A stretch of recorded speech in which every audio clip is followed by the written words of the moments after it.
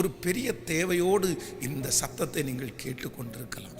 இந்த தேவைக்கு நான் என்ன செய்வேன்? யார் எனக்கு கொடுப்பார்? யார் எனக்கு இருக்கிறார்?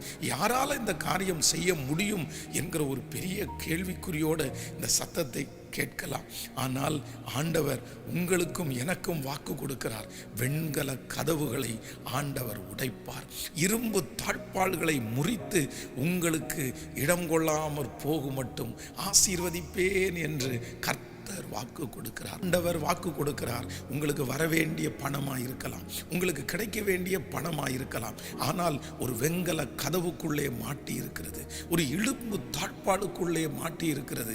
ஐயோ, நான் என்ன செய்வேன்? கடினமான இருதயமாச்சே, கடினமான மனிதர்களாச்சே, எப்படி அந்த பணத்தை நான் மீட்டு கொள்ள போகிறேன்? எப்படி அந்த ஆசீர்வாதம் எனக்கு வரப்போகிறது? சிக்கக்கூடாத மனுஷனுடைய கையிலே சிக்கிருச்சு. ஐயோ, நான் அந்த மனிதனுடைய கையிலே எடுக்க முடியாது. ஆனால் ஆண்டவர் இன்று வாக்கு கொடுக்கிறார். உங்களுக்காகவும் எனக்காகவும் வெண்கல கதவுகளை உடைப்பார், இரும்பு தாழ்பாள்களை முறிப்பார். எந்த இடத்திலிருந்து ஆசீர்வாதம் வருவதற்கு தடையா இருக்கிறதோ அந்த தடை வெண்கலமாய் இருந்தாலும் இரும்பாய் இருந்தாலும் கர்த்தராகிய ஆண்டவர் வாக்கு கொடுக்கிறார். நான் முறியடிப்பேன், நான் உடைப்பேன், அதிலிருந்து நீங்கள் எடுப்பீர்கள்.